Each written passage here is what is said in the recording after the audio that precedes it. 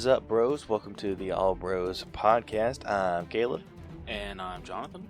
And we are a couple of aspiring filmmakers that love to watch and critique movies, but also enjoy a lot of bit of the nerd life. This week on the podcast, in 4K Spotlight, we have two new movies coming out. One of them's just Blu-ray, right? You said? Well, technically it's one movie and one show. One movie, one show, that's right. So, Caleb. Anyway, the show's only coming out on Blu-ray, but the movie's coming out on 4K. We got nothing for Through the Wall just because it's been a really slow news week. Mainly just ticket announcements and hype for Sonic the Hedgehog 2. Yeah. At least that's what I feel this whole week's been. Yeah, that's really what I've seen.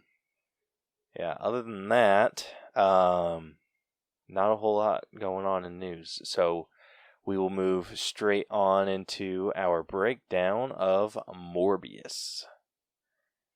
So without further ado, let's say we get on into it. Let's do it. Hey guys, I'm Crash, host of the podcast Crash and Taz's Movie Cellar. On our show, me and my co-host pick a new movie each week and rate each movie on a few categories that we think are important to making a great movie. After we rate the movie, it gets a final rating, and that lands it somewhere on our cellar scale, where it will get labeled as either a well, premium, or a top shelf film. Catch us on platforms like Spotify, Google, Amazon Music, and more. And don't forget to follow us on social media. On Instagram as Crash and Taz's Movie Cellar. It's Crash, the letter N, Taz Movie Cellar, with underscores in between each word. And on Facebook, Crash and Taz Movie Cellar, where you as a listener can suggest movies for us to rate, and also give us some constructive criticism to make the show more entertaining.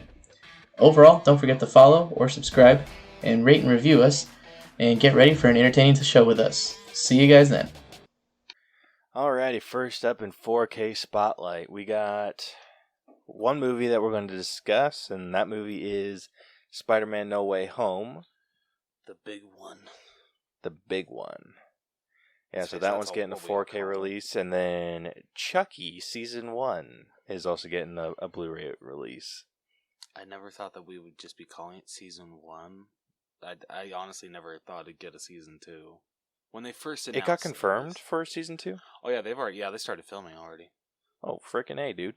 Yeah, so I'm excited, but I didn't think that it would be second season, because I thought Dom Mancini had only planned on it just being one season, but maybe he planned on it being that, but it just did really well. It did, actually. Like, Sci-Fi and USA were actually very, very pleased for how well it did.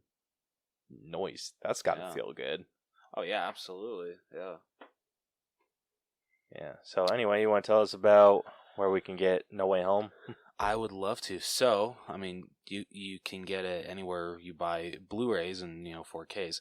But if you want to get an exclusive of it, you have three options. First, we have the Best Buy exclusive Steelbook, which I don't think is available anymore, or at least at the moment. I don't know if it's completely sold out. If it is, I wouldn't be surprised. And if it is, I am truly sorry if you guys did not get this, because it's a beautiful Steelbook. And I pre-ordered this bitch back in December. I think 3 days after the movie came out. Holy shit. Yeah, dude, I had to make sure that I got this Steelbook. So it's just Spider-Man in the middle, with he's in a jumping motion, and in the background it looks like one of the portals is opening with the city in the background, and then you have Green Goblin, Electro, and Doc Ock as well in the background. So cool. Yeah, it's pretty cool. And then for the Target exclusive, we have, and honestly, it's really sad. I think the Target exclusive is the most boring.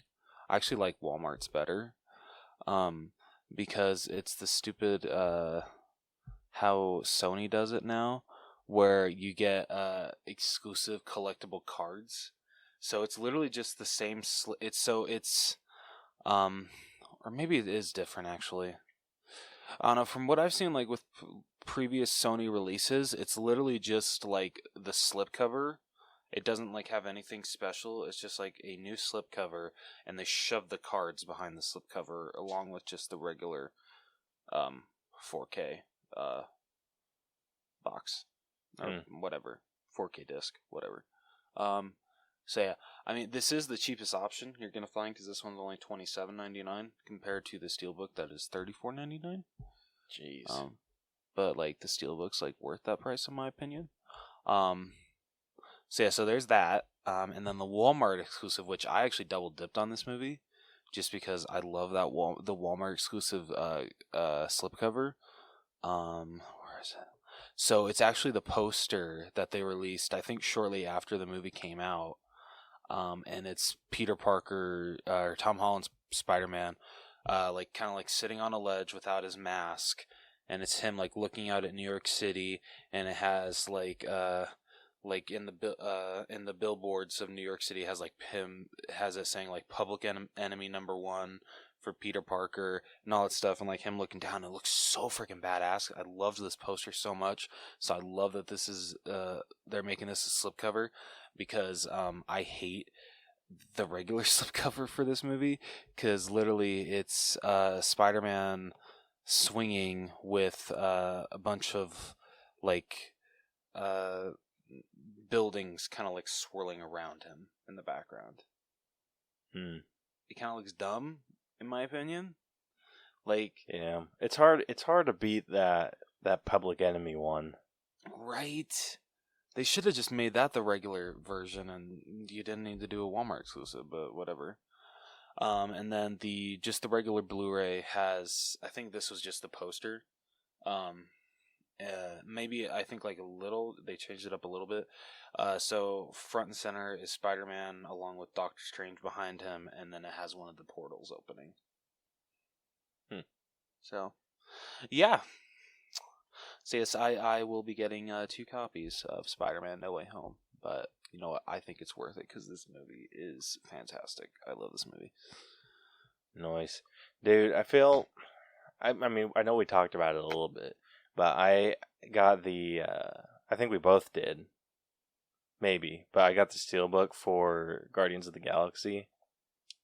Yes. Yeah, and bro, like, I feel like that one spoiled the shit out of me, because that is such a good Steelbook. And any Steelbook now that shows like that's just regular movie poster, it just disappoints me to no end. Like, they need to hire like an artist, like, or commission an artist to create your cover for you. I mean, come on. Like, that's fair. Like, I love that. Like, I was freaking going nuts over the Hunger Games one. Like, all those like artistic covers. Like, are you kidding me, dude? Those are beautiful. Yeah, like, I could easily see myself getting into Steelbooks if they were to take that route. You know, it's really sad. I'm still on the hunt for that Steelbook set, because every single version that I've found in store or that I've gotten, I mean, I've only gotten one in the mail, but I've literally been to like every Best Buy in Utah County trying to find a good version, and either the spines are slit or the actual like box set is just beat to shit. Oh man. So it's a pain in the ass. I hope to find it in good condition at least one day, because I mean this set isn't selling out anytime soon. Honestly, could you? I mean, is the box that important, or is the box kind of part of it? I feel the box is kind of part of it. It's not like a flimsy box. It's a pretty sturdy box. Okay. I was gonna say, because if you could find one where the covers are just like super nice and the box is beat up, just get rid of the box. But I mean, if the box is part of it, then I mean that makes sense. The box is too pretty. I haven't seen one of those in person, so I'll take your word on that. Like, I'm simply just impressed with the cover. That's fair. Well, because the box has, like, so it has Katniss on the front, in her like red outfit, pulling back her bow, and then on the back it has like little square snippets of like all of the other important characters. Okay. It's actually pretty damn cool. Yeah, I wasn't paying too much attention to that box, so. I don't even know if they really showed the box off that well anyway. Like, I didn't really know that the box looked that good until I actually saw it in person. Fair. Alright, let's see, next up, Chucky Season 1. Yes, so if you guys have seen Season 1 of Chucky and had a good time with it, you can get it on Blu-ray this Tuesday. I don't know how much it's going to be. Hopefully not super expensive, because I think I probably will. I don't know if I want to pick it up on day one or wait for a release. Or, not a release, wow, a drop in price. Damn, that's actually a really good deal. It's going to be $25 for a whole season on Blu-ray. That's really good. How many episodes in the season? I think there's 8 episodes. And they're each an hour long. That's not horrible. Yeah, here, let me double check. Chucky 1. I haven't personally watched the series yet, because I forgot it kind of existed. One of the cons of not having cable to remind me every other commercial to like I think that's my biggest problem with finding new shit to watch. Like, I just kind of forget the shit that I've been like, oh, that looks interesting. Well, so with this, I was only able to watch like the first episode when it first came out, because they put it on their YouTube. Or no, I'm sorry, I think it was the first 2 episodes, because Sci-Fi put them on their YouTube channel. But then after that, I wasn't able to watch the series, the rest of it, until it ended and it went on Peacock, because the only way you would have been able to watch it was with like live TV on Hulu, and I'm not paying for that extra shit because that shit's expensive. Yeah. No, thank you. Yeah, exactly. Okay, yeah, so it's 8 episodes. Okay. Yeah, that's not bad. No, it's not. Like, especially if they're hour-long episodes, too. So, damn. Yeah. So, yeah, if you guys... So you can pick up 2 big titles this week. Spider-Man No Way Home and Chucky Season 1. Nice. Alrighty, like we said, nothing for Through the Wall. I mean, I had one thing that I was like considering bringing up. I mean, we can just real quick, just because I saw it like right before we started recording, like, and it's just kind of now being brought to mind. Obi-Wan Kenobi, they pushed their release date from Wednesday to Friday. Didn't they announce that last week? Was it last week? Yeah, that's been a while. Oh, not shit! A while. I only saw it today. Oh really? Oh, dude, I'm sorry. Yeah. So yeah, they moved it from May 25th to May 27th. But at least we're getting the first 2 episodes. So yeah. So at least there's that. Like, gosh, I wish. I wonder if like releasing on the same day is like jack them up, because weren't there 2 shows going at like the same time at one point? I cannot remember. Like, I want to say it was during Loki. Yeah, I think you're right.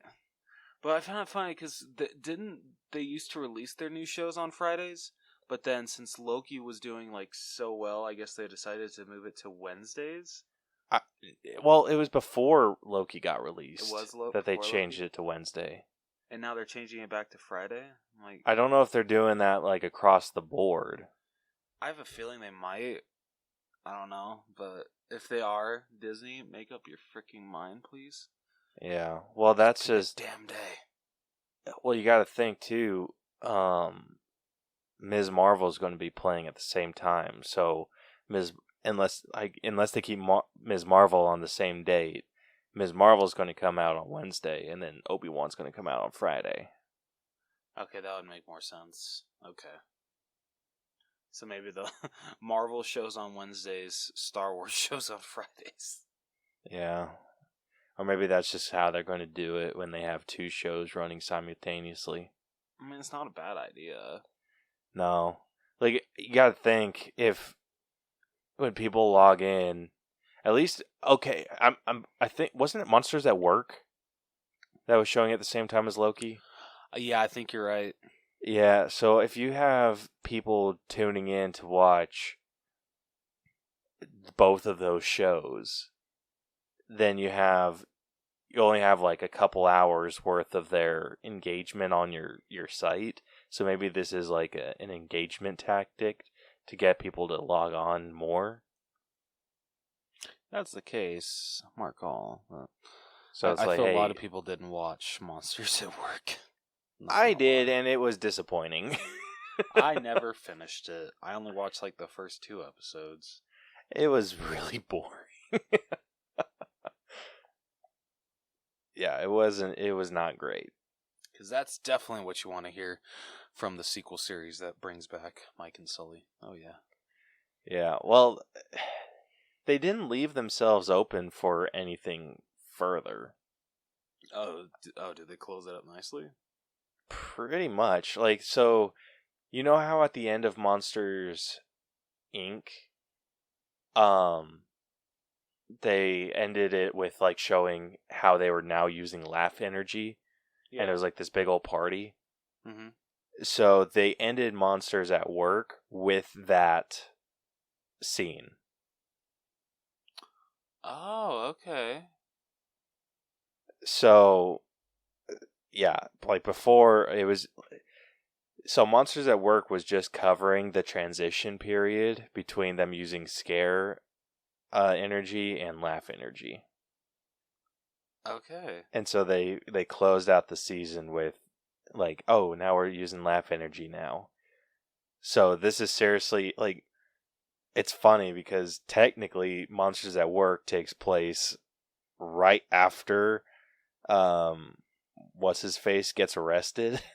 Oh, Water Noose?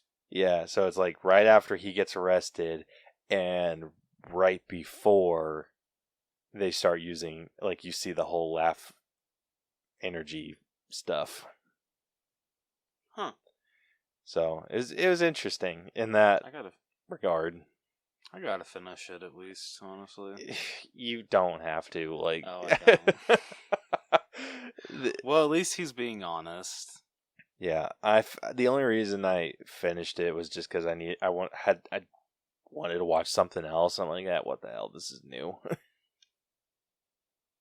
And it would stay on my continue watching list for a really long time. So I was just like, whatever, knock it out.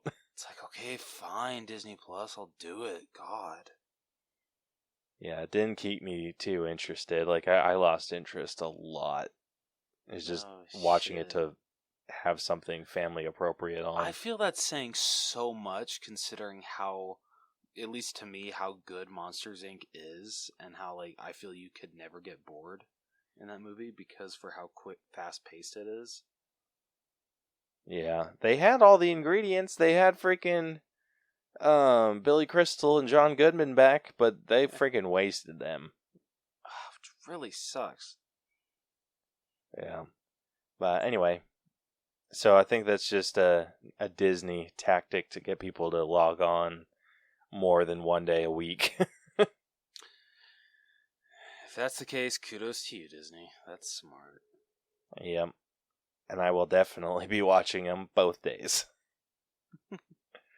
I mean, hell, I've been keeping up with Moon Knight. Like, I've been keeping up with all, like, the shows that have been released on Wednesday. Like, that's the first thing I do in the morning is I go and watch whatever show is on. Like, I watched Moon Knight this morning, so. Still haven't watched even episode 1 yet. You haven't? No, I know. I'm all. Dude, it's good. That's what I've heard. I know. I need to just sit my ass down and watch it. Yeah, you just do it. It's so good. Is it? You liked Loki, right? Yes. Okay. Is it better than Loki so far? Or would you put it on the same levels? That's interesting. Because I was not a fan of Loki. I'm sorry to say.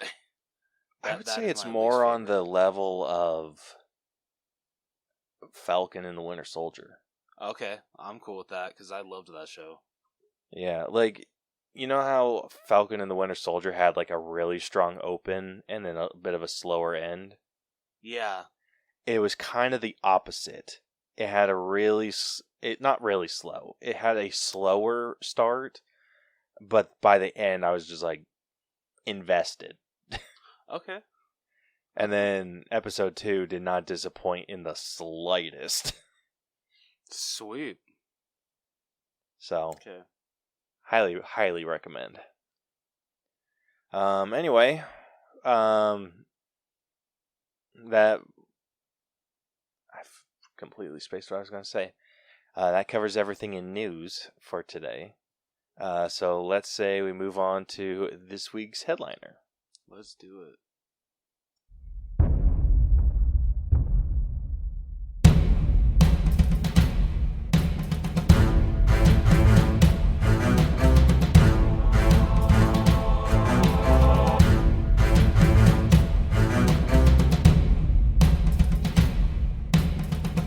Alrighty, this week's headliner, we will be breaking down technically Sony's newest Marvel movie. Yeah. I do not want to associate this with Marvel in the slightest, but You kind of anyway. Yeah. Yeah. So this is Sony's newest installment of, I guess, one-off characters or whatever. Not one-off. I mean, Venom's more than one. I mean, Anyway, they're it's trying to the tie it in. Spider-Man anti-hero Morbius. Yeah, so if you are new to our breakdown system, we have split movies into 8 different categories that we individually score to come to a final All Bros letter grade. The 8 categories that we score are story, writing, acting, character development, effects, music, costumes, and then give it our own personal grade at the very end. Rose is about to spoil the entire freaking movie for you, so if you have not gone to see it... Now you don't have to. You're welcome. You're welcome.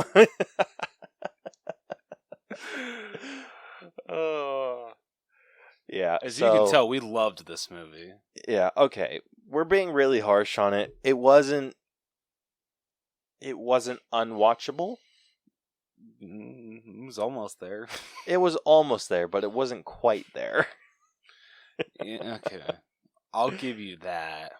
Yeah, trust me, they tried. Dude, I have to keep telling myself, Jonathan, you don't need that steelbook. Even though it would go into your, Spider-Man collection, you don't need the steelbook. Yeah, we'll get into it. We're being really mean right now, but we'll explain ourselves. Yeah. So if you haven't seen it and you want to see it, you might want to skip this or come back to it later when you have seen the movie. If you don't plan on seeing Morbius, by all means, good on you. Anyway, so Rose, would you like to read us the synopsis for this movie? I would love to. All right. At a hospital in Greece, 10-year-old Michael Morbius welcomes his surrogate brother Lucian, whom he renames Milo. They bond over their shared blood illnesses and desire to be normal. Their adoptive father and hospital director, Nicholas, arranges for Michael to attend medical school in New York while he focuses on caring for Milo. 25 years later, Michael publicly declines a Nobel Prize for his work with synthetic blood. Michael's colleague, Martine Bancroft, discovers he has secretly captured dozens of vampire bats from Costa Rica in the hope of splicing their genes with his own to cure his condition. After informing Nicholas and Milo of his planned illegal experiment, Michael receives funding to outfit a private mercenary vessel in international waters with his equipment. While the cure works, it transforms Michael into a vampire. Michael kills and drains the crew of their blood after they attack him out of fear. Once his bloodlust subsides and he regains his senses, a horrified Michael erases all CCTV footage of his experiment before contacting the authorities and jumping overboard. Michael returns to New York and discovers he now has superhuman strength, speed, reflexes, and echolation, with his vampire bats treating him as a bat. He subsists on his synthetic blood until it gradually ceases to satisfy his needs. FBI agents Simon Stroud and Al Rodriguez investigate Michael's victims and deduce his involvement. Milo learns that Michael is cured, but becomes furious when Michael refuses to cure him as well. While checking on a hospitalized Bancroft, Michael finds a dead nurse drained of her blood. Believing he was responsible, he attempts to escape before being cornered and arrested. In prison, Michael is visited by Milo, who offers to use his wealth to free him. Upon realizing Milo took his cure and killed the nurse, Michael escapes to confront him. An unrepentant Milo confesses to his bloodlust-induced crime and urges Michael to embrace his powers as he has. Unwilling to hurt his brother, Michael flees. Michael meets Bancroft to explain what Milo has done before acquiring a new lab and developing an anti-coagulant to stop and kill Milo, where he also plans to use it on himself since he will become unable to resist his bloodlust. Stroud and Rodriguez find footage of one of Milo's attacks and, believing Morbius's vampirism to be spreading, release it to the media. Nicholas recognizes Milo and pleads with him to stop. Angered by Nicholas's perceived preference for Michael, Milo wounds and forces him to call Michael. Michael watches Nicholas die while Milo attacks Bancroft. Michael returns to Bancroft, but she dies in his arms and he drinks her blood.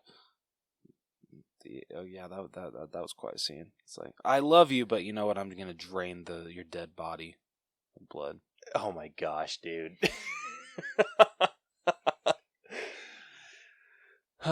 Michael confronts Milo and summons an army of bats to restrain him and inject the anti-coagulant. Milo dies and Michael flies off with the bats, mourning his loved ones and embracing his identity as a vampire. Unbeknownst to him, Bancroft is revived by her newly developed vampiric powers. Oh shit. Yeah. In the post-credit scene, Adrian Toomes is transported to Michael's universe by a spell. Assuming that his transportation involves Spider-Man, Toomes approaches Michael and suggests that they form a team. And for those that don't know, Adrian Toomes is the Vulture in Tom Holland's Spider-Man universe. Dude, I'm just going to get this out of the way right now. Why in the hell did he think it had something to do with Spider-Man? Yeah. That is such a stretch. And the fact that freaking Morbius is just like on board, it's just like, you don't even freaking know Spider-Man. Dude, yeah. It's like I'm Venom listening. didn't even know who the hell Spider-Man was. Yeah. Like, And that that would have made more sense, honestly, if he would have approached Eddie Brock. Yeah, dude, it's just like, I don't know how I got here, but I'm pretty sure it has something to do with Spider-Man. Who is Spider-Man? Like, are you kidding me? Like, it's so dumb. And Yeah. oh my gosh. Just I think if we teamed up, you and me and some other people could do some like real damage together, and I'm just like, oh my god, And I thought setting up the Sinister Six and the Amazing Spider-Man 2 was bad. This is worse. this is so much worse, dude. Like, come on. At least that one had like a cool setup. Like, yeah, it wasn't well executed, but at least like they actually, I feel, put thought into how they were gonna set up the Sinister Six. Yeah, I felt like literally they're just like, okay, let's bring Michael Keaton back as Vulture. Okay, what do you want him to do? Well, I don't know, try to set up the Sinister Six. I don't know how we're gonna do that, but I guess we'll figure it out when he gets to set. Dude, they messed up so much shit with that end credit scene. So the first thing he does when he gets released from jail in this different universe was go and build himself a new Vulture suit. Yeah, where the hell did he get the materials for that? Yeah, and second, did he even, like, know how to build that shit? I thought that was the Tinkerer. Yeah, that's what I thought too. And it looked like nothing looked different. It looked the exact same. I mean, the mask looked a little bit different. Oh, it like did? I didn't even notice. Well, just the way, I don't know. I'd have to go back and look at it, but in Spider-Man: Homecoming, his mask looked like a flight helmet. Mm-hmm. In this, it did have like those flight helmet elements to it, but it also seemed like it looked like it had a beak. Not like a protruding one. It's just like they had metal kind of highlighting that look. Okay, so that's kind of cool. Yeah. Like, I thought it was really cool. Like, the suit looks bitchin'. Like, I'm not complaining about that at all. It's just, how did he get it?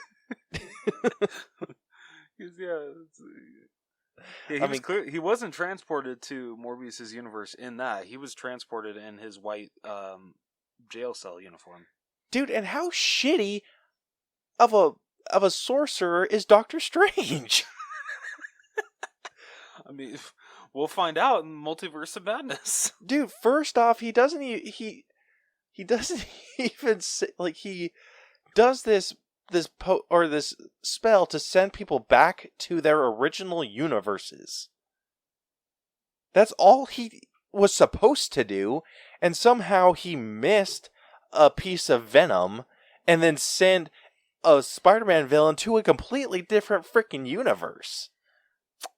Yeah. Excuse me? If we get a new Spider-Man, they better explain that. Like exactly like that. They better be like, oh yeah, this Spider-Man's from a different universe too. Oh my god.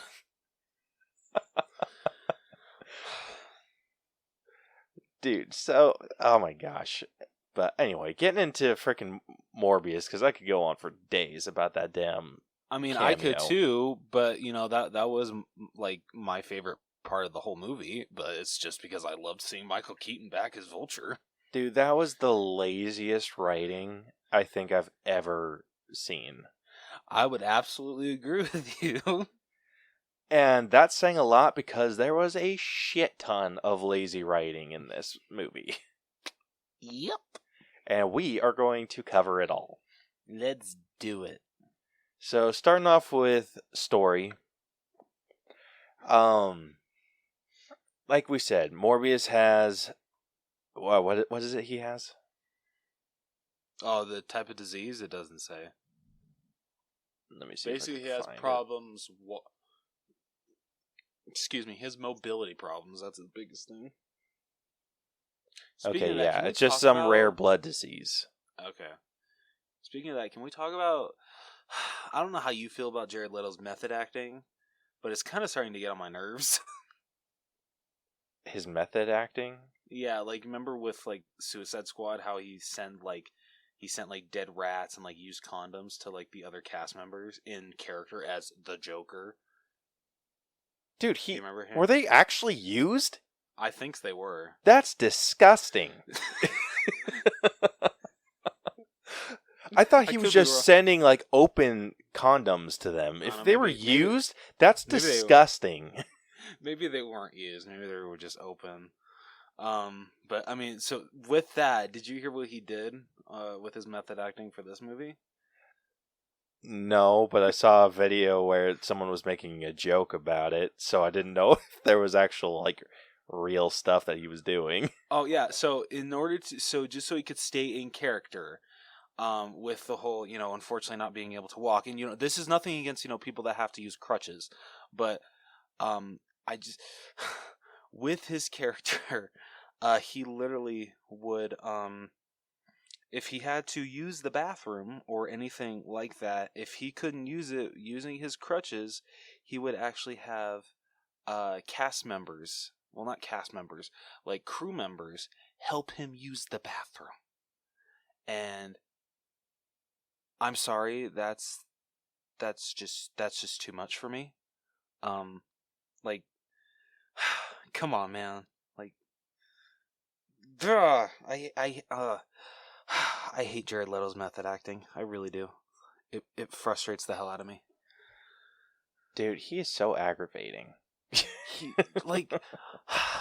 Dude, like, I get, you know what? Kudos to anyone that really puts themselves in a role like that, you know, like really dedicates themselves, but I'm sorry, that's too far. Yeah. Like, oh, you know, I gotta stay in character, so, you know, since, you know, I can't, you know, really use the bathroom with my my crutches, I'm gonna have someone, you know, unzip my pants so I can take a leak. Jeez. Dude, I thought most of that shit was fake. No, it's true. I wish it was man. fake. Then I have some people to apologize to because they're like, dude, check out all this shit. And I was like, like, you had me with the first couple, but that just seems ridiculous. No, that is how Jared Leto is. That is, yeah. Oh my gosh, dude. I don't understand the appeal of hiring actors that get that into character. They must be a nightmare to work with. Yeah, I've heard Jared Leto can be hit and miss with working with. Jeez. Dude, what's like he was doing like he was acting like vampire stuff too, or was it just the blood disease? I think it was just the blood disease. Okay. I hope it wasn't the whole vampire If it was the vampire shit. thing too, I'm like, you weren't even that kind of vampire, asshole. Dude. Okay, I apologize for the language I'm about to say, but in the line when he's in the jail and he says, you know, I'm getting hungry. You wouldn't like me when I'm hungry. I almost said, shut the fuck up, dude. So loud in the theater. Like, no, don't try to turn this into a Hulk line. No. Dude, I want to know. Oh my gosh, this is kind of just a mixture of story and writing for me. Yeah. What the hell was up with the frickin' captain of that ship? Going down there, he's like, I'm going to go check on the doctor. Like, okay, fine. Like, go check on him, like, whatever. And then he goes in, he's just like, starts giving, what's her face, Martine shit. Yeah, he was such an asshole. He's just I'm like, unnecessarily so. Yeah, oh, how's it going, nurse? Oh, I'm a doctor. Oh, yeah, sure. I'm like, dude, it is the 21st, 22nd century, dude. Like, come on. Get with the freaking times, asshole. Dude, whoever freaking wrote this does not know how to write bullies very well. Because the kids from the beginning, when, like, before he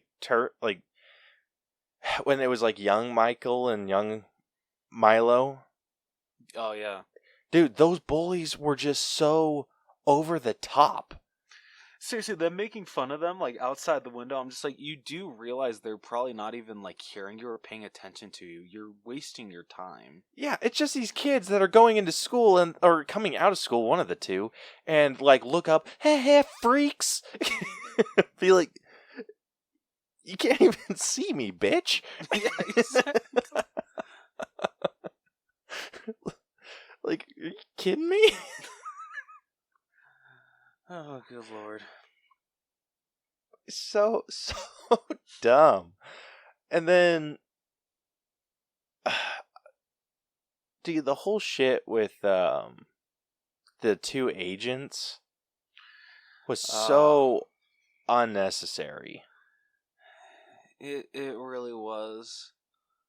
It seemed, though, like the guy that was opposite of Tyrese Gibson, it feels like he was given more to do than Tyrese was. Yeah. And he was treated like a second-class agent. Yeah. It's freaking ridiculous, dude. I'm gonna say that for writing. Dude, they had so much stuff in this that just came out of nowhere. Like the fact, like, with Martine having a cat. Like, how was that like significant at all?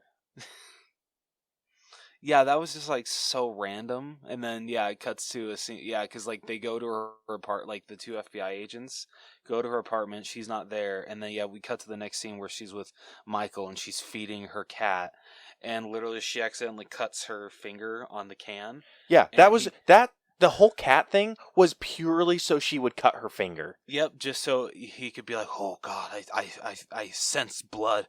Oh my God. He's so dumb. Guess what? She's a scientist. Scientists work with sharp shit. She could just cut herself on anything else. Okay. Was it just me or the opening, like where he's in where the hell was he when he like discovered all the vampire bats?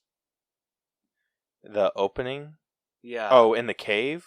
Yeah. Do you know? Yeah, that was the opening. Okay. Did they say where that was? They did.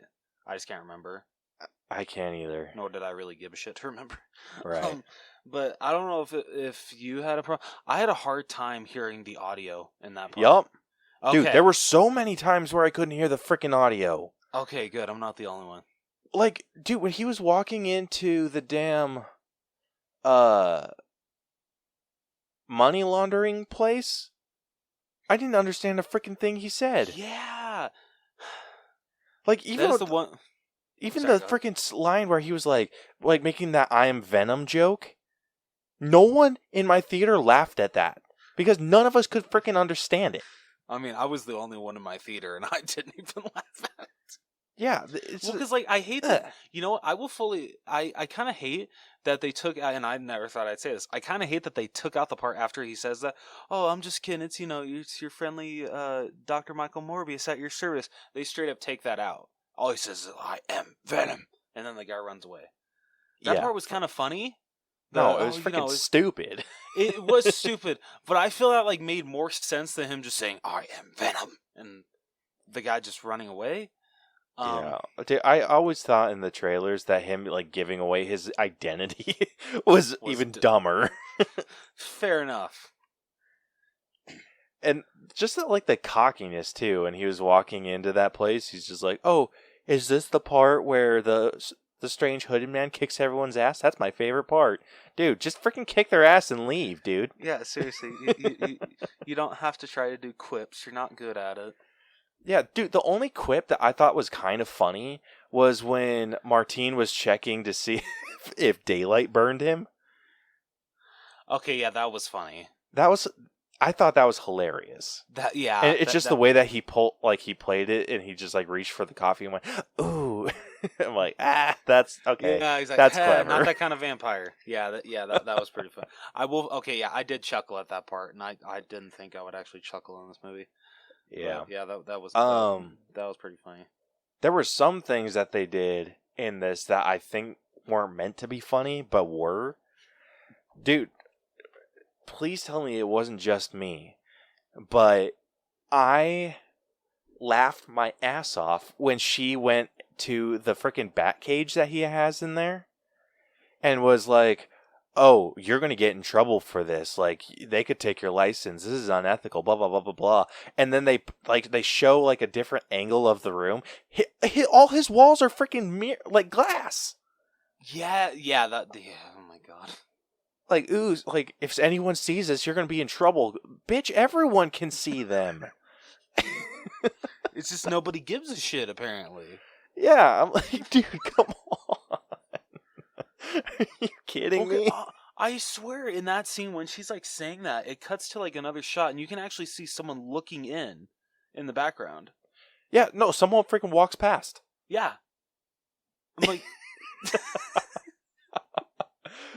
Oh my gosh, dude. I wanted to freaking blow my top with that dumb shit. Oh my God.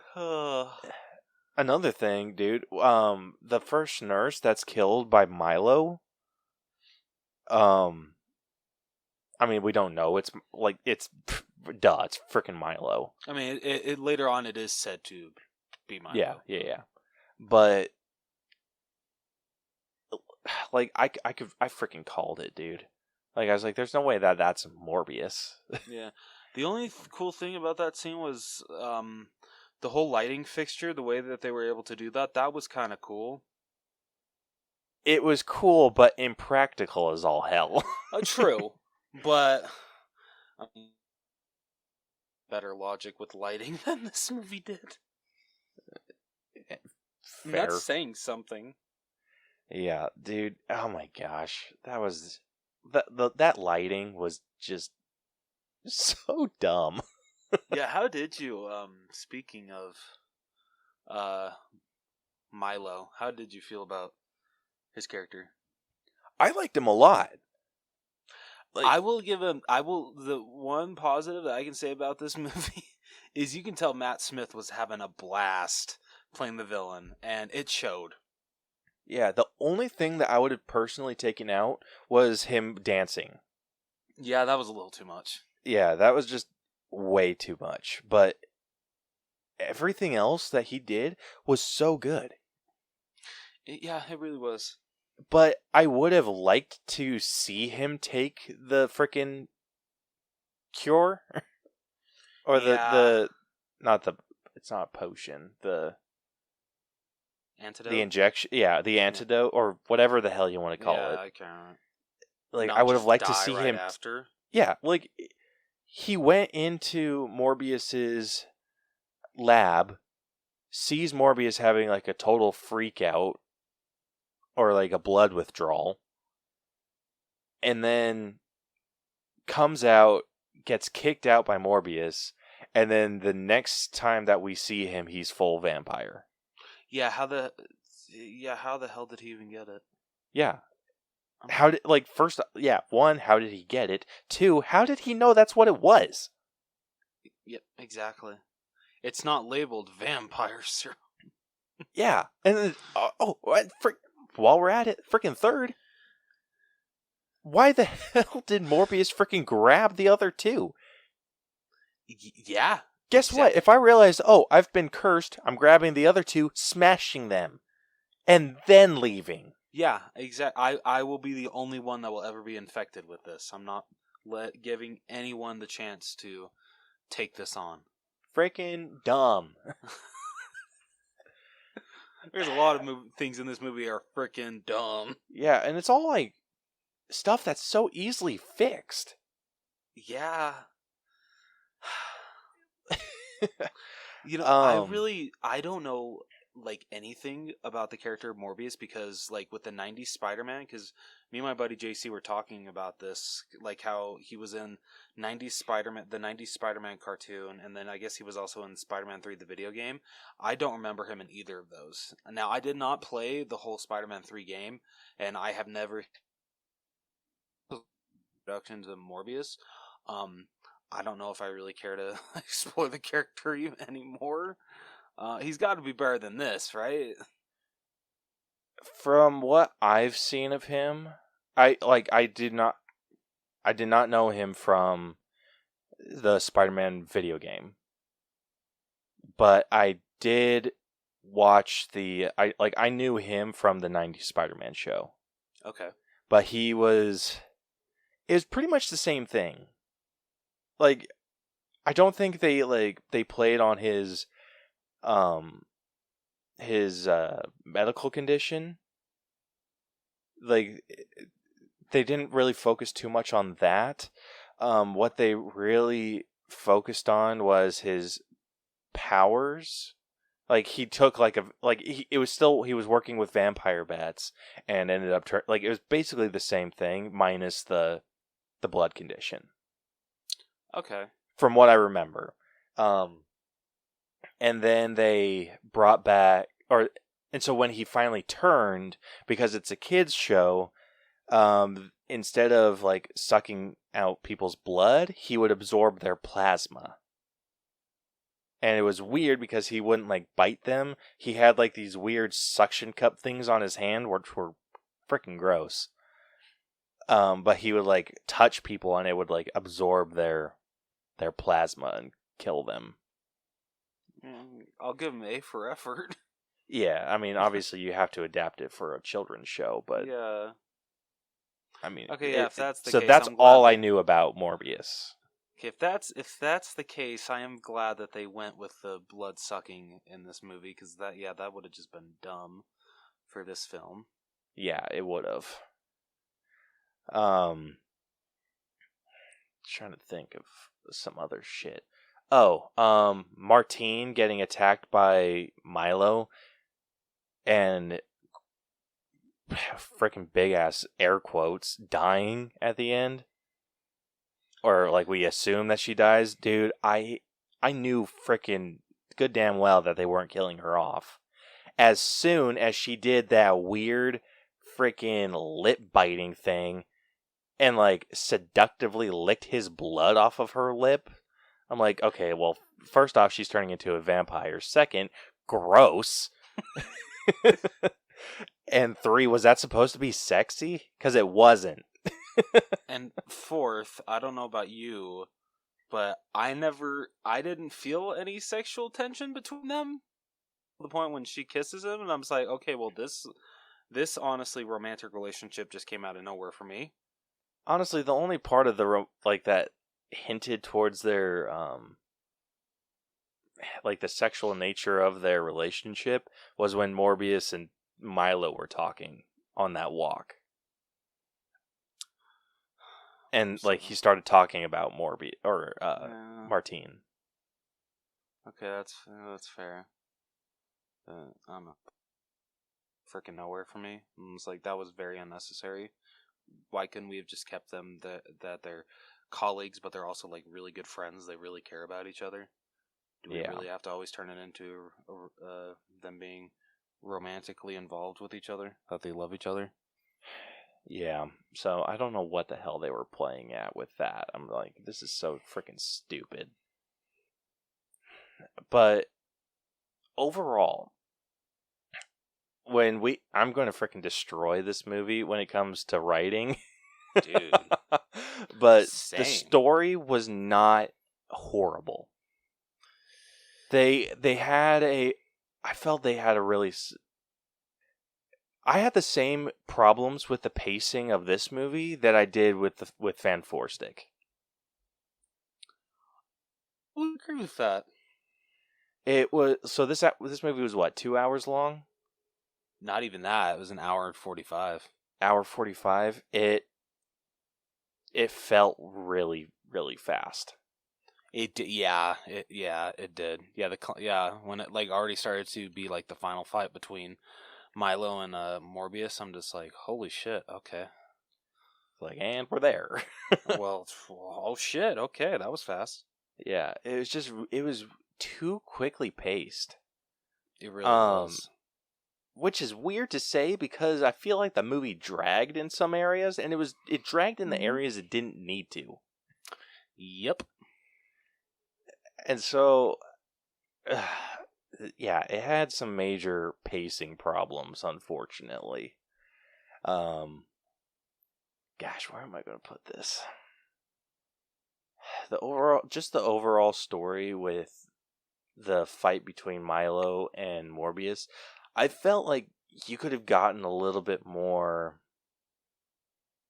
I think you could have had some better fights between Milo and Morbius, and just I feel like we needed to see Milo turn. Yeah, I would agree with that. Like, I would have actually the way that I would have handled it was have them like argue back and forth about the serum, like a little bit more, than have like basically show us that Milo took the serum. So show us that he took it, and then have it be a fight of experience where Milo is going around killing people, like, and absorbing like red blood and becoming like powerful, like have him go through that, and then at the final end point, like show him show like that final fight, and then also show like I feel like they could have shown us like what am I trying to say? Maybe more interactions with the bats, because I did not think that Morbius had like the ability to control bats. Yeah, I didn't either. Like he's some freaking waterbender. And dude, he straight up pulled a Dragon Ball move. Oh, yeah, dude, straight up. Like, straight up freaking Kamehameha the bats at Milo, which I was just like, dude, are you shitting me? Like, even in my head when he was doing that, I was like, Kame. Oh my god, I love it. That's so great. Like, that's the freaking sound that was playing in my head. I love it. That's awesome.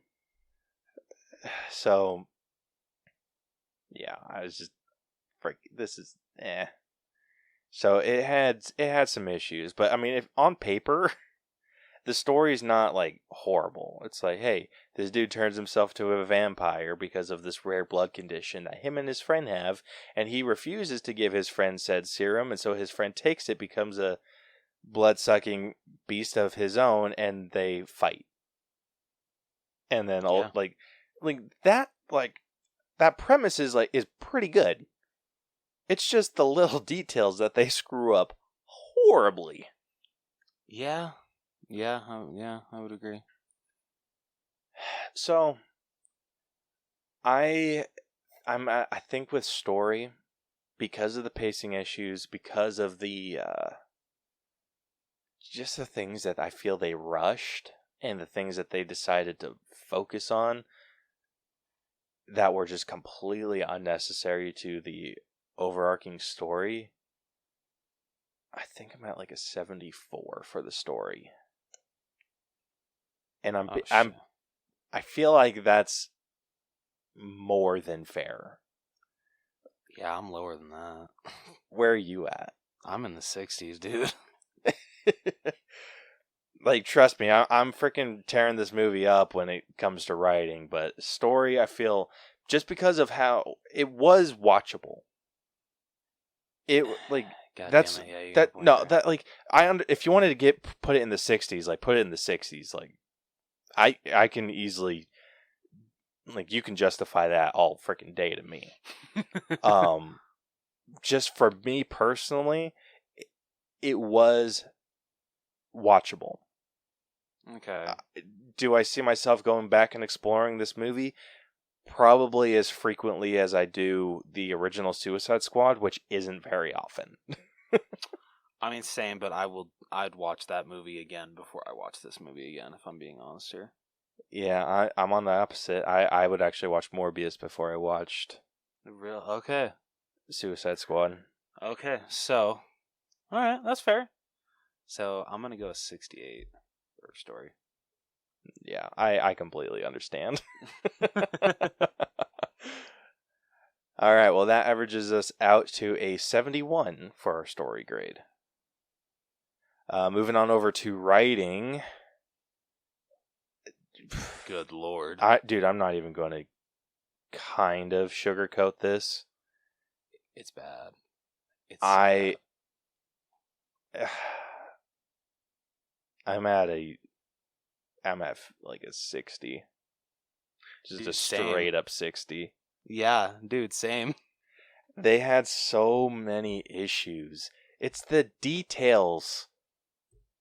Like, a lot of the dialogue was fine. Like, I didn't hate the dialogue overall. It's just they had a bunch of unnecessary dialogue. Yeah. Like, the whole conversation between Morbius and Milo about his relationship with Martine was so stupid. It was really hard to hear it, which we will be getting into with music. I will you know what? Honestly, I might watch this movie again at home just so I can actually have the subtitles on and actually hear what the hell they were saying at the beginning of this movie. Yeah, I know, right? That's the only reason I will watch this movie again. Yeah, it's a freaking joke. But yeah, they did not set up the romantic connection between Morbius and Martine very well. It felt very just like professional colleague or really like close friend. Yeah, thank you. And I feel like they could have had some like pretty interesting things to do if they would have taken that route. But no, they had to frickin' pencil in a romantic relationship, and it just did not work. Not one bit. Not one bit. And honestly, like, I feel this movie, like, just kind of... Which is... It's weird to say this because of how much killing happened in this movie, but it didn't feel like the stakes were very high. No, dude, not at all. Like, I know that Nicholas died, but he was just such an insignificant part of the story. Yeah, did, like, really anyone care when he died? Yeah, it just I felt like... didn't. honestly, if I felt more hurt about that nurse. Yeah, dude, yeah, like, straight up. Yeah, so when he died, I was like, okay, whatever. And that's not what you want. So it just felt like very cheap when Martine died. And then Yeah. I'm like, well, we know she's coming back to life. And then she did. I think it would have been much more powerful if she sacrificed herself to, or for Morbius to take on Milo. I absolutely agree. Yeah, that would have been a very good character sacrifice. Yeah, like, character moment. Like, I'm trying to think of, like, how you would play that out without it being, like, super soap opera-y. But maybe... Come on, you don't want it to be like General Hospital or Young and the Restless? No, like, maybe Milo freaking, like, scratches the shit out of her. Or, like, claws the hell out of her. And so she's, like, already on the verge of dying. But is able to, like, wrap herself up enough where she's not, like, bleeding out. And so, and then Morbius goes to her and is, like, they have, like, their pre-boss fight conversation. And then he's just, like, starts talking about, or she starts giving him that, like, that pep talk, like, you're more powerful than you think, and, like, but you're gonna need all your strength, and then rips her band-aids off, and then it's like the freaking just blood overwhelms him, and then he has to, like, suck her blood or something, like, I don't know, freaking something like that.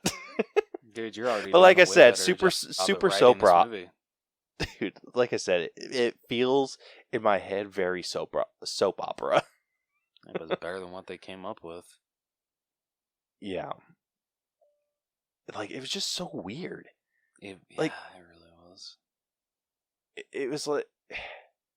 It felt like she was trying to turn him on. Yeah. Which was just so uncomfortable, because she, like... When she went in for the kiss, she, like, bit the shit out of his lip, and he started bleeding. And then it, like, landed on her lip, and then she, like, licks it off, and, like, the look on her face, dude, I'm just like, you're dying. That would be the last thought on my brain. Oh, I gotta get off at least one more time before I bite the dust. Yeah, I'm just, you guys could have held that back. Yeah. But yeah, unfortunately, the rest of this movie freaking just horrible. Blue. Yeah. It, like I said, the dialogue was not horrendous. The dialogue by itself, I would probably put in, like, the high 60s or, like, low 70s.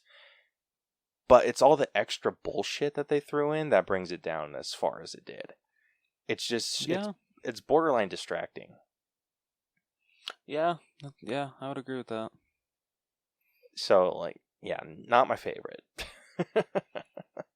Not even close for me. Not even a little bit close. Which sucks, because Sony does not... I don't know what Sony's deal is. You either release something that's, like, fairly good to complete and utter shit. How do you go from No Way Home to this? Dude, how do you go from Into the Spider-Verse to anything lower than that? That's true, because that's just masterpiece. Yeah, like, this movie kind of makes me worry for Across the Spider-Verse. It doesn't for me, just because the people that made this movie have nothing to do with that movie. True. I don't know. Like, this does not feel like a fan-made movie. No, it does not. All right, moving on over to acting. We don't have like a huge cast to talk about. I honestly think we just cover the main three. Yeah. Yeah, so we have Michael Morbius, who is played by Jared Leto, Milo, who is played by Matt Smith, and Martine Bancroft, who is played by Adria Arjona. Yeah, so, we had some other people in this. I'll just go through them real quick, just because we can. We have Jared Harris, who played Dr. Emil Nicholas, who was kind of the surrogate father for Morbius and Milo. Tyrese Gibson and Al Madrigal, who played the two... Were they FBI? I think so. His last name's Madrigal? Yeah. That's awesome. Like the That's actor's cool. name is. That's really cool. I love that. So they played the two agents, which completely unnecessary to anything. Like, you could have gotten someone else to play Tyrese Gibson's role. You did not need a name like Tyrese Gibson. Yeah, and honestly, after his acting that I saw in the Fast and Furious ride, I'm just like, you know what? You really are hit and miss, buddy. You really are. Yeah. And most of the time, you're more so misses for me. Sorry. Yep. You heard it. Have you seen the clip of his acting on that ride? No, but I'm just not a big fan of his acting in general. Dude, yeah, I don't. There is a scene where an FBI agent comes in to where him and his, I think, a couple of other characters are in this room, and he's just like, FBI, I'm here to arrest you guys. Get on the ground. And he's just like, dude, do you see this shirt? I just ironed this shirt. I'm not getting on the ground. I'm just like, oh my god, that has got to be one of the stupidest lines I have ever heard. And he says it so stupidly too. Oh my gosh. Yeah. Tyrese Gibson. It's a no. I don't have anything to say about you, man. He said it's a no from me, dog. It's a no from me. All right, how would you rank your top three? Number 3. What's her name? I'm just gonna call her character Bancroft. Okay. 2. I would actually give to Jared Leto. I swear, Jared Leto is also another. He's hit and miss with me. Sometimes I love him. Sometimes I hate him. He's more misses than hits, unfortunately. He really is. Joker, he was an absolute miss. But I will fully admit I did like him in this role a lot better than Joker. But that's not really saying a lot. Yeah, that's not a high bar. So honestly, I'm checking his IMDb right now just to see if there's anything that I've seen of his that I've liked. So probably I would say this is probably my favorite Jared Leto performance so far, and that's not really saying a lot because it's really not even that good. So number 2, I would give to him. Cause isn't he in Cause I mean I haven't seen House of Gucci yet, but I know he's in that. No! Oh God, what? Oh no! What? I just looked up his IMDb. He has an untitled Jared Leto / Joker project that was just announced. Someone slit my throat now, please. Oh no. Yeah. How about no? Yeah. Anyway, I'm going through his IMDb, and there is not a single thing on here that I have liked. That is so sad. Have you seen Dallas Buyers Club? No. Okay, yeah, I haven't either yet. But I've seen... He was in American Psycho. Didn't really care for him in that. Wait, like the original? With... Yeah. Oh, shit. He's like the first person that Christian Bale's character kills. I mean, I've never seen American Psycho, so spoiler alert. You're not missing a whole lot. I think people overhype that movie. But the Steelbook though was incredible. Okay, the Steelbook's was pretty bitchin'. I'll give you that. Yeah, but dude, what the hell is this?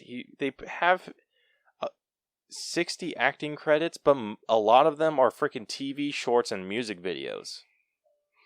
Yeah, music videos don't count as acting. Yeah. Not even a little bit. Oh my. So yeah, I'd probably say that this is the only for the like I said, I haven't seen House of Gucci, so like this is the only role that I can kind of tolerate him in, and that's that's not saying a lot. Nope. Because God, his Joker is a disgrace to the character. Yup. But anyway, so yeah, he's number 2, and then number 1 is Matt Smith as Milo. Because God, he was having a blast in this role, and it showed. And honestly, I honestly loved watching him on screen when he was like full on bad guy. It was a good time. Dude, that is exactly how I would rank those two. Really? Hell yeah. Matt Smith is an amazing actor. He really is. I was introduced to him through Doctor Who. When he played the Doctor, and oh, dude, he's just incredible. Like I wish that he got more work nowadays. I know, dude. He's sad that he doesn't. He is so good. He his more like I would say a handful of the episodes from Doctor Who that I've seen him in. There have been multiple times where his performance has given me chills. That's fair. I mean, I've only seen, because I was introduced to him with Doctor Who as well, but it was only like one episode where it was when him and David Tennant's Doctor crossed over, and that's literally the only episode I've ever seen of Doctor Who. But from what I remember, amazing acting from both of them, but especially Matt Smith. Yeah, he's just incredible. He gives such powerful performances. And yeah, I wish he got more work. I just have a feeling that like he knew that this movie was going to be shit, and he's just like, okay, you know what? If I have to be the bad guy, I'm going to have fun with this, and it really showed. Yeah. Oh, it's freaking awesome. He's going to be in the new Game of Thrones spinoff, The House of the Dragon. Ooh. And it seems like he's the main character in that. Let's see, what else has he done? He was in The Crown. I haven't watched that. Doctor Who. Seems like Doctor Who was the thing that just like kicked off his career. Rightfully so. Yeah, other than that, I haven't seen anything else, but I mean, shit. Like, he is such a powerful actor. And it sucks that he was in this level of movie. Yeah, hopefully he can bounce back from it. Yeah. Shit, dude. Like, honestly, after seeing his performance in this and just knowing the potential that he has, I would have actually preferred to see him as Morbius. Oh, dude, same. Straight up. Yeah, like, honestly, I feel the only reason Jared Leto got this is just because he already has that look. Yeah. And, yeah. But, I mean, Milo's vampire self was just so much more intimidating. It could, like, honestly, there were, like, some shots that kind of, like, scared me a little bit. Oh, yeah. dude, for sure. But unfortunately, being the best in a not great movie, a good acting score one does not get. Can only help out your case so much. Yeah. I'm in the low 70s for acting. I'm at a solid 70. Yeah. I think I'm going to go to a 72. Okay. Just purely for Matt Smith. Yeah. He was an absolute treat in this movie. He really was. Like, he made such a good villain. Yeah. And it sucks that he was wasted in this movie. Like, I could probably think of a couple other freaking villains that he could play better than this one. Oh man, like, dude, I hope. Actually, I don't know if that would work. Just because Sony Universe, I was gonna say I would really like to. Oh shit, he died. I forgot about that. I was gonna say I would really like to see him in Blade. Ooh. Yeah, but Morbius killed him, so. Yeah. Anyway. Alright, next up we got... Oh, so for acting, we averaged out to a 71. Moving on over to character development.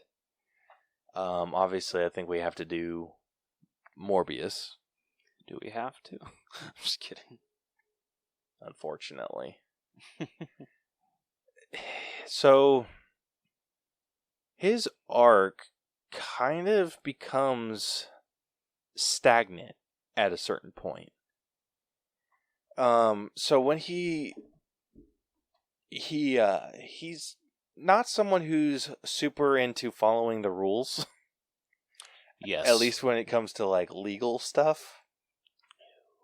So in the beginning, he starts off on this kind of uphill battle of trying to find a cure or better treatments for the blood disease that he has. He, like he said, he's not super into the accolades that come with the things that he's able to discover, because like he's discovered artificial blood, or he was able to create artificial blood. And yeah, like does not want the recognition for that because he's just so focused on curing his blood disease. And you can tell that he truly cares about his patients. Like, we only see him with one patient. And a little girl. Yeah, and it's just so sympathetic to her. Yeah. And it seemed like they had a really good relationship. Sweet moment. Yeah, and then that was a good scene.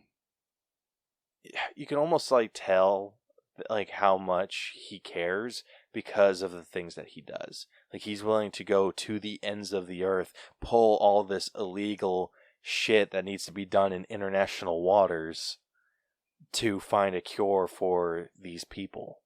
Mm-hmm. And I mean, I feel like some people could like translate that and be like, oh, well, that's just a selfish desire. He just doesn't want to die. And I think in some case that's true. I think there is a fear of mortality there. Yeah, fair. But I think that ultimately there is some genuine care there. It's not like just a purely selfish thing. I absolutely agree. But after he becomes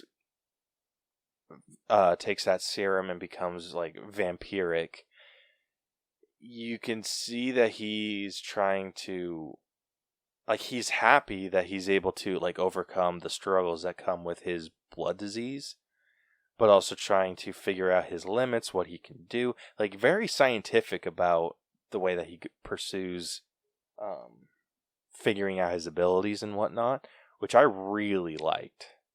Yeah, I would agree with that. Yeah, I loved like his scientific conversations. Like that was honestly like one of my favorite parts of this, and I think that they could have easily gone with more. They could have, because honestly, what he was saying actually made sense. They weren't just like speaking mumbo jumbo. Yeah, it wasn't like overcomplicated doctor talk. Yeah, which thank the Lord. Yeah. Because honestly, whenever that happens in a movie, I'm just like, English, what's wrong with you? Yeah. And then he's like struggling with the things that he has done with killing all of the mercenaries on that boat, thinking that he killed a nurse in his building after like losing control, like unknowing that it was actually Milo. And then just kind of dealing with the like after that it turned into a hunt for Milo. Yeah. Like I don't he just kind of got distracted from what I felt was the main mission, and it was like trying to figure out how to manage his hunger. And he didn't do that. No, he did not. So just there. So I like once he lost track of his mission, it just kind of went like any development that he had just kind of went off to the wayside because they brought him down to rock bottom, and then they were slowly building him up, and then it's like they got cut off before they could like explore his character a bit more because like oh, we have to get Milo and like hunt him down. And for someone who viewed Milo as a brother, I feel like he was super quick to jump on the oh, we need to freaking take him out train. Yeah, that's true. Yeah. Like there wasn't whole oh, this will incapacitate him until we can figure out a cure for this, or and like no discussion like that at all. He's just like, all right, well, bitch gotta die.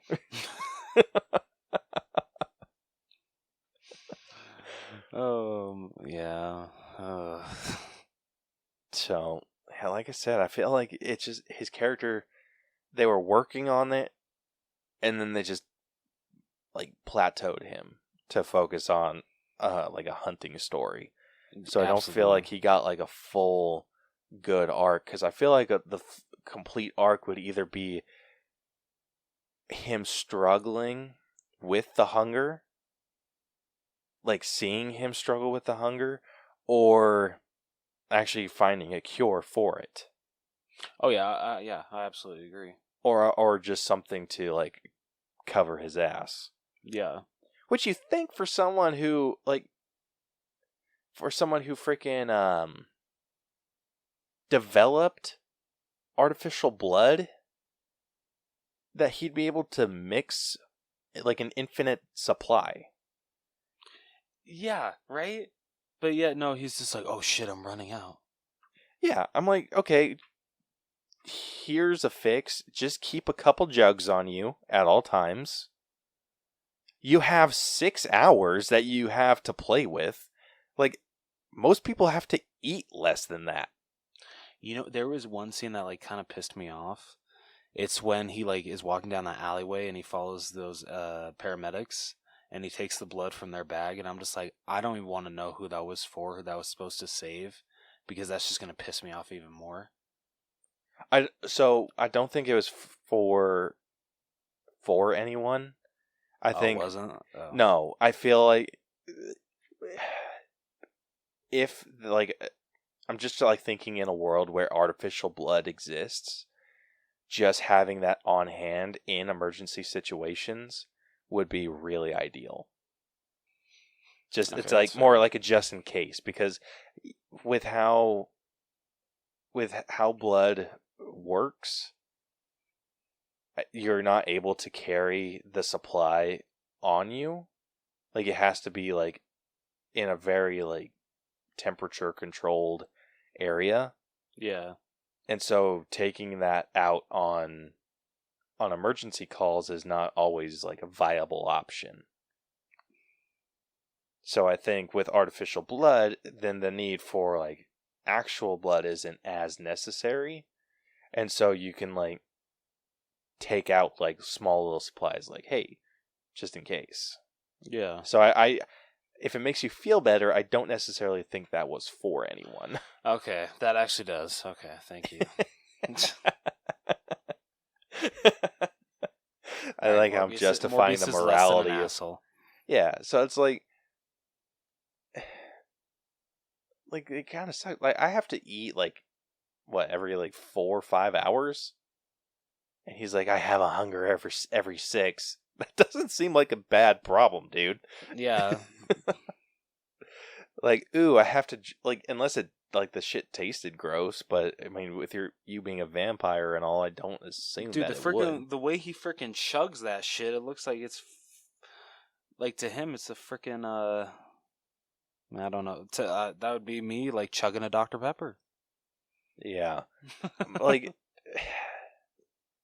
honestly, I would have thrown that shit in like a jug or a freaking flask like Milo did.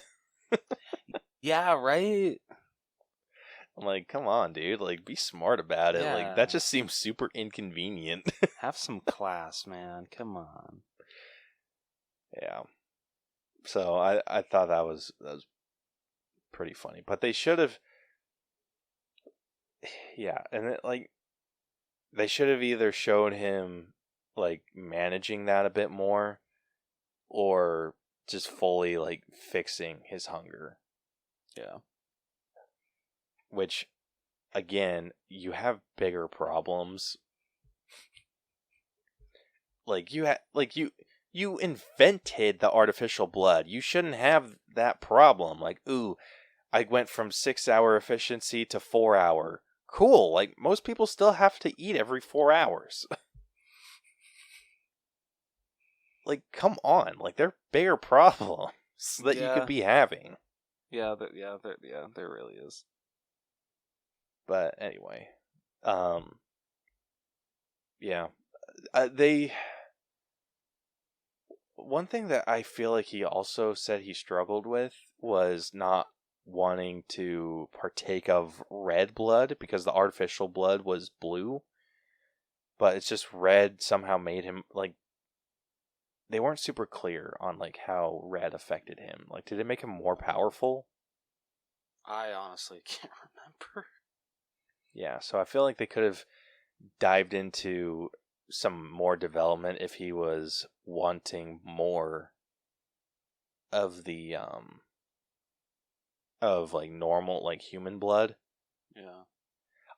Honestly, you know what I would have actually preferred? This would have been some like great character development for him.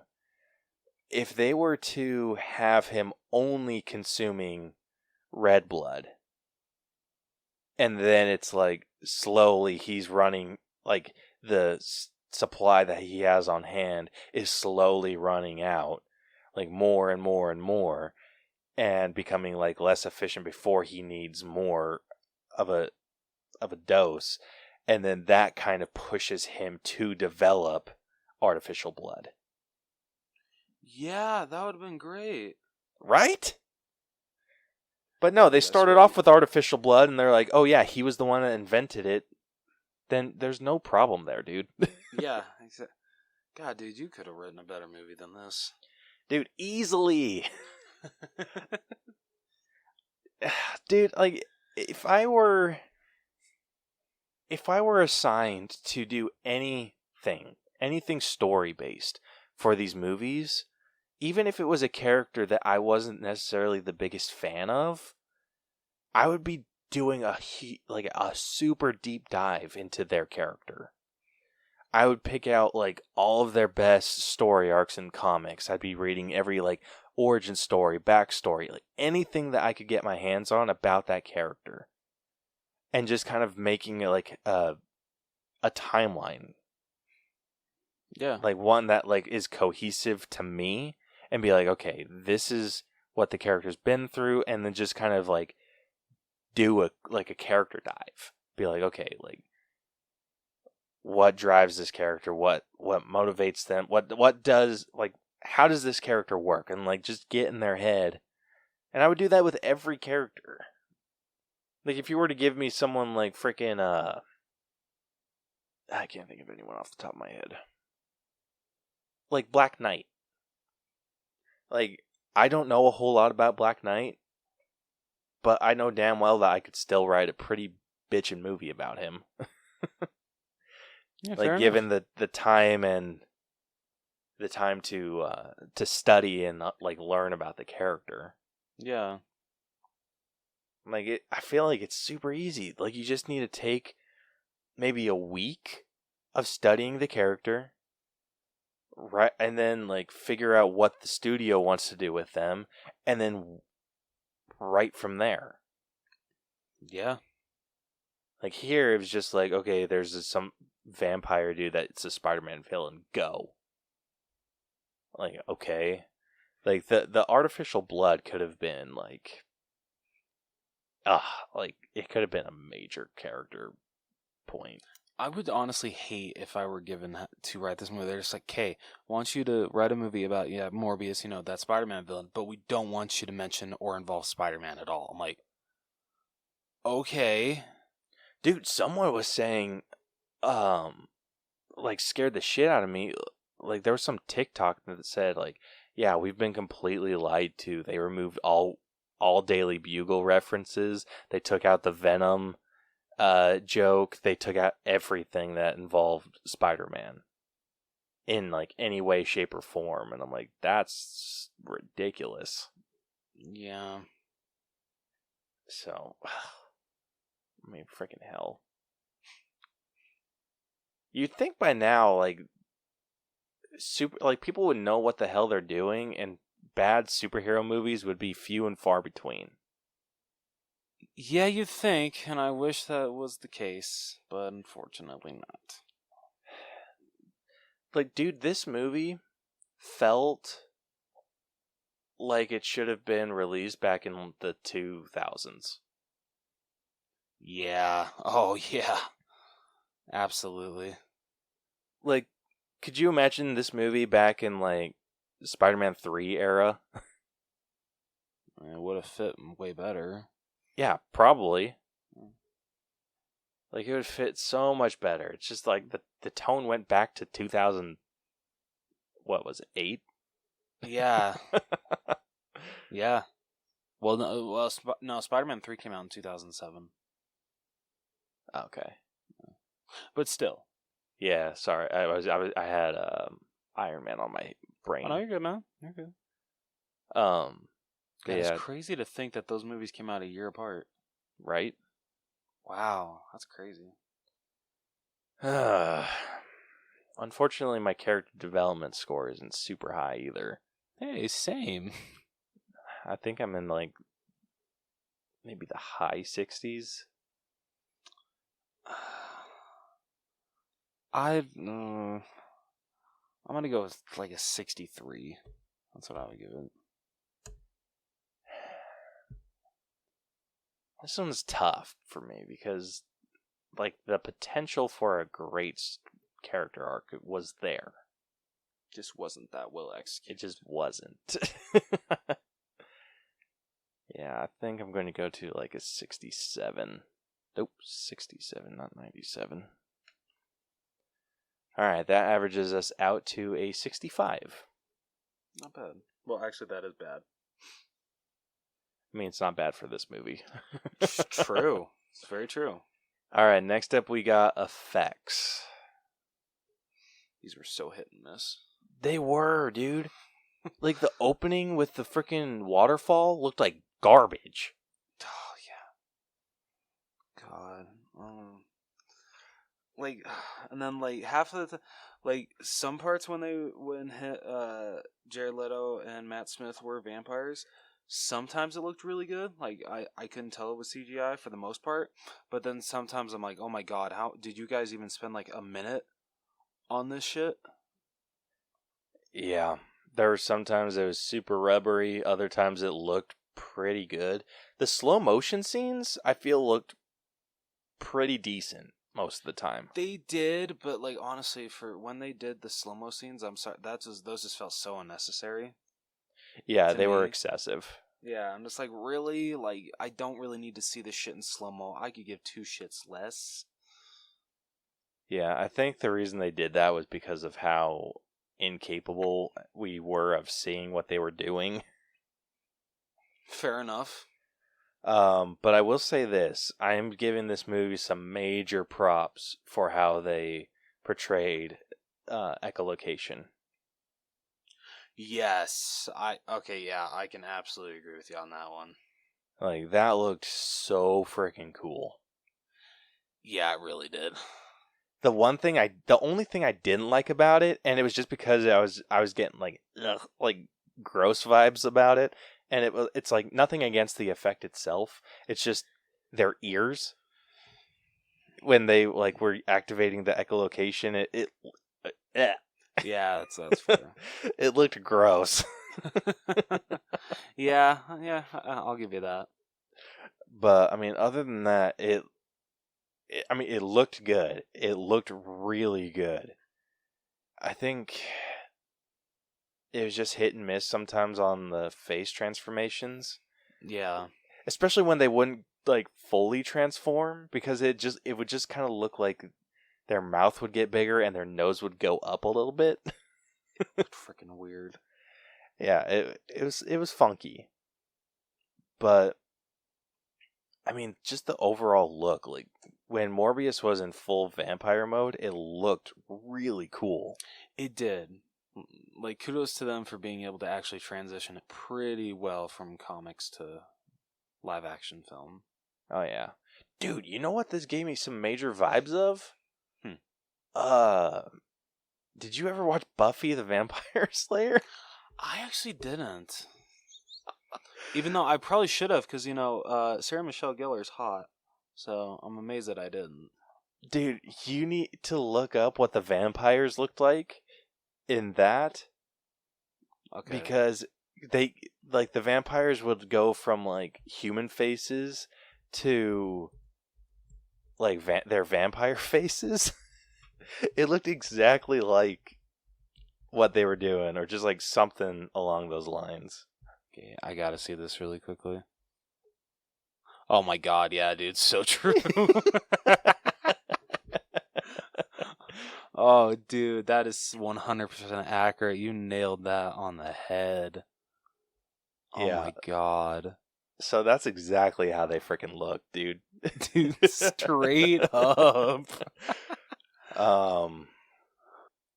Yeah, I mean, for the most part, the effects were really good. Yeah. Like I said, it was just few hit and misses here and there, but they were few and far between.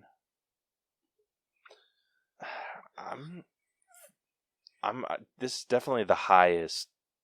Oh yeah, category that I'm going to give this, and I think I'm in the high 80s. I would say I'm in the not low 70s, high 70s. I was going to say shit, bro. Yeah, no, dude, yeah, no. I'm in the high 70s. So, honestly, I'm going to go 79. Damn. Yeah, I'm a lot higher. I feel it earned, like I said, the things that were bad weren't that bad for me, but the things that were good were really good. And like I said, the echolocation for me was the thing that freaking sold. You know what? I'm gonna actually raise it 1 point, just because of the vulture effects at the end. That's what's raising me a point. The vulture looked pretty badass. Yeah, I'm gonna go 87. That's fair. I like it. Which that averages us out to an 83.5.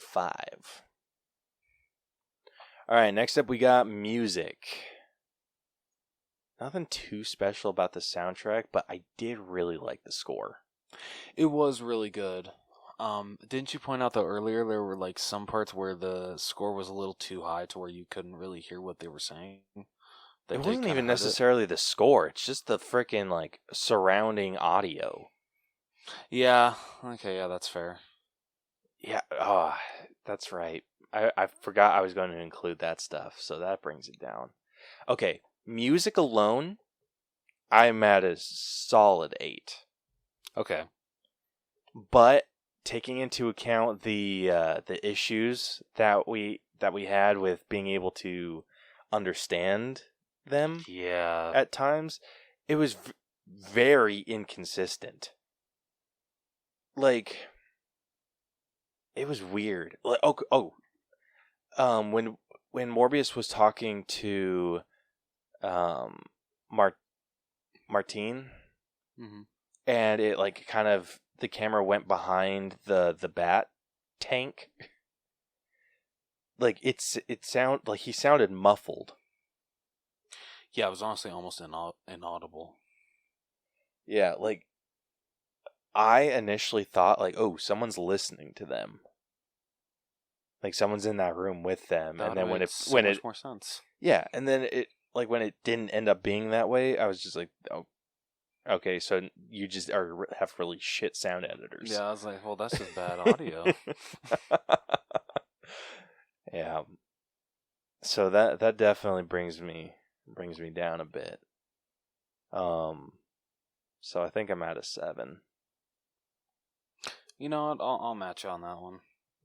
Yeah. The rest of the audio, on the other hand, was really good. Pretty solid. Yeah, it was pretty solid.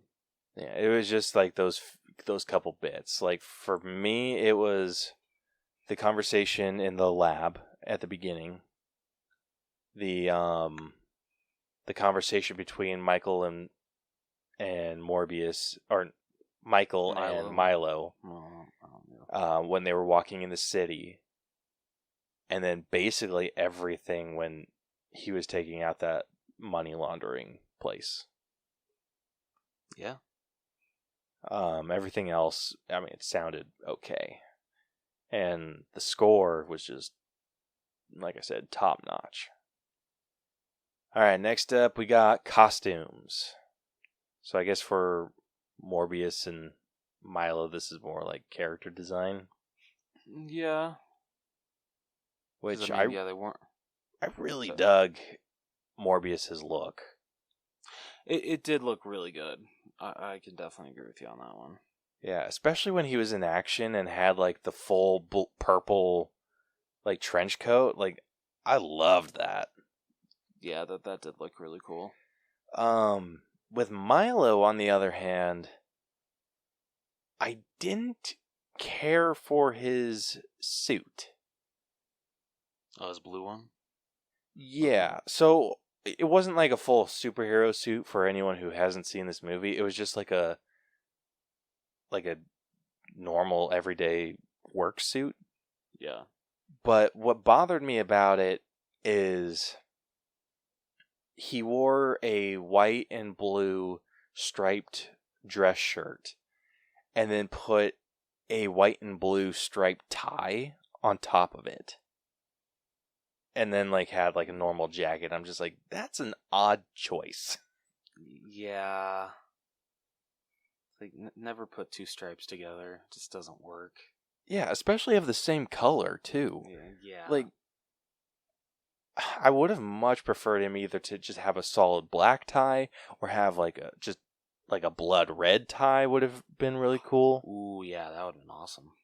Yeah, just something to make the rest of his outfit pop a little bit. And it didn't do it for me. I absolutely agree with you. But Morbius, on the other hand, I mean, I know that he was kind of in and out of a hoodie the entire movie, but once he got into like the trench coat, like, he looked freaking awesome. Yeah, I would absolutely agree with you on that. Yeah, so costume wise, I'm leaning more towards an 8. What are you thinking? I can be talked down to a 7 if need be. I know the whole like pattern thing on Matt Smith's like really bugged me, so I would be at a 7. I'm sorry. That's fine. We can definitely go with a 7. But I absolutely agree with you with Morbius's final design. Looked badass. Yeah. So yeah, that will average our costumes out to a 7, as well as our music. All right, last up we got our own personal score. So you want to take this one? I would love to. So overall, there was very little to like in this movie. Like I said earlier, my favorite part was literally just Vulture at the end, and even that didn't really make that good of sense. That really needed so much work. One of the biggest redeeming things of this movie is Matt Smith as the villain Milo. You can just tell he's having a blast. But just Jared Leto needed some work, and just the whole story needed some work, and just it really did need some work. So I'm sorry to say I'm actually in the 60s for this movie, and so that's completely fair. I'm gonna go a 68. I might be a little bit higher than you, and just purely because I didn't feel like this was super unwatchable. I think it did have some redeeming qualities to it. Not very many, not enough for me to be like, ooh, I'm going to go back and rewatch this all the time. Just enough for me to be like, okay, I can appreciate this from this movie. Okay. Like if this leads us to getting a Sinister Six movie, I'm all in. They just better set it up better than they did in this damn movie. Yeah, I'm perfectly fine with this being the setup of Sinister Six, as long as Sinister Six isn't nearly as bad as this movie. Yeah.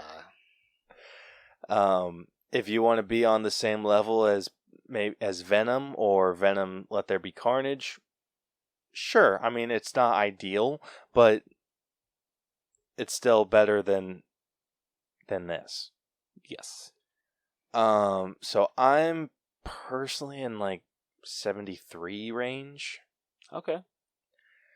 Like I said, it had redeeming qualities, wasn't completely unwatchable, and I did enjoy myself overall.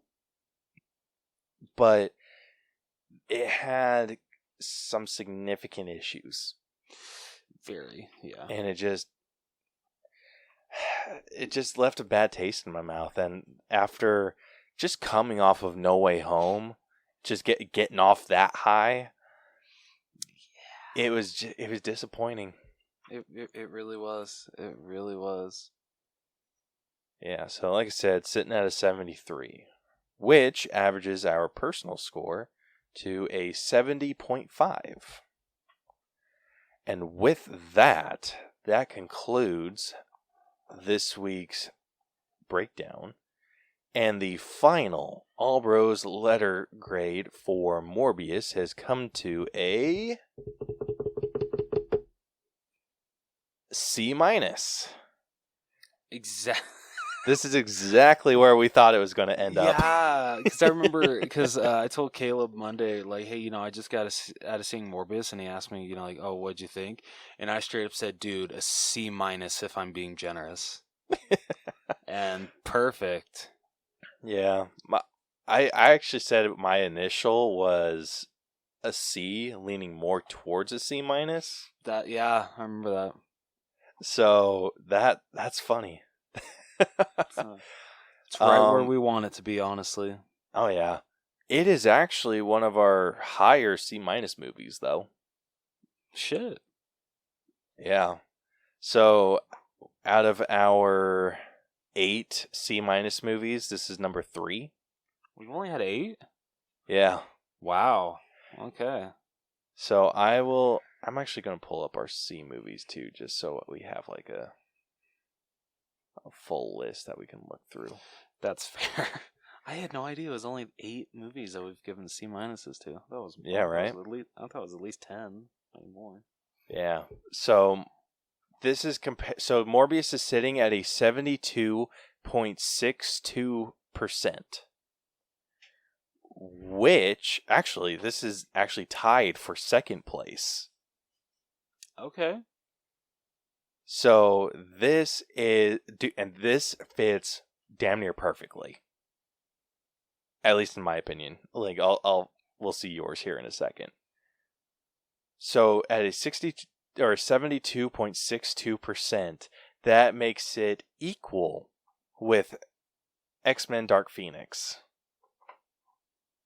Yeah. I would agree with that. Yep.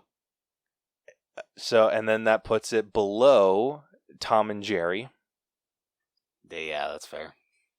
Tom and Jerry is at a 72.93. Okay. And then it is also below Space Jam: A New Legacy, which is at a 73.18. But that one is a C. So that's a C movie. Okay. It is also below Forever Purge, which is at a 73.31. So that is also a C movie. Okay. And then last, it is below The Last Jedi, which is at a 74.28. Also a C movie. I probably watch The Last Jedi again for Morbius.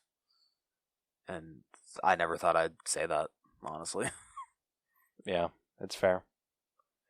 All right, but that puts it above Inheritance Italian Style, which is at a 72.37. So that's a C minus. So everything else that I'm going to list is C minus. It puts it above Countdown, which is at a 71.56. That movie's so freaking bad. It is... Wait, what the hell? What? It is above Cats, which is at a 70.48. It is also above Zack Snyder's Justice League, which is at a 70.15. Ouch. And then this is where I got confused. We have another Last Jedi up here. Why do we have two Last Jedis? I think we re-ranked it, didn't we? Did we really? I think we did. Oh. Well, it's above the other Last Jedi. Okay. That's interesting. So it's below...